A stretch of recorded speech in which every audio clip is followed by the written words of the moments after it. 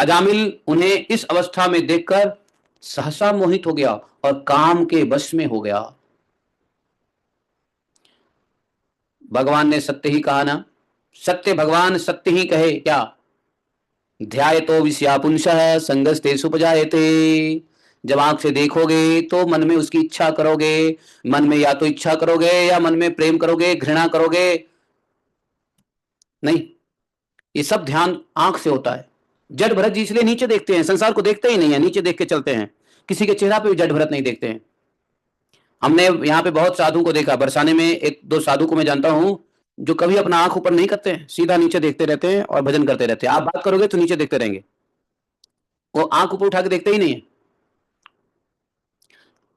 तो तो ये आंख है, हमने कल परसों की बात की ना, आंख और कान सब पाप कराता है, भयंकर है। अजामिल ने कभी ऐसा दृश्य के बारे में सुना नहीं, ब्रह्मचारी था, इतना बढ़िया बेचारा था, बेचारा लड़का था अजामिल, लेकिन उसने एकाभय आज ऐसा दृश्य देख लिया। देखो काम कितना प्रबल है, हजारों वर्षों का संयम एक सेकंड में तोड़ देता है।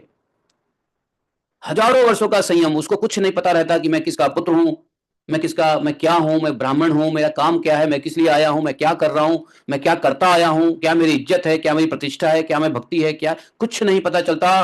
और एक सेकंड में हजारों लाखों, कहते ना, वर्षों का संयम एक सेकंड में धुल जाता है, ऐसा काम प्रबल होता है। तो बोले उस वेश्या को और शूद्र को आपस में आलिंगित हुए देख करके उसका मन सहसा मोहित हो गया और वो भी काम के वश में आ गया। अजामिल ने अपने धैर्य और ज्ञान के अनुसार अपने काम वेग से विचलित मन को रोकने का बहुत चेष्टा किया था,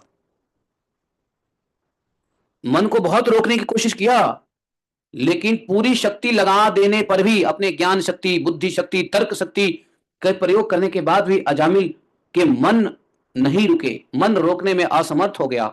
मन से उसको, मन में जब आंख बंद करे या आंख खोले तो उसको वही वेश्या और शूद्र, शूद्र क्या, वेश्या, वेश्या ध्यान में आवे।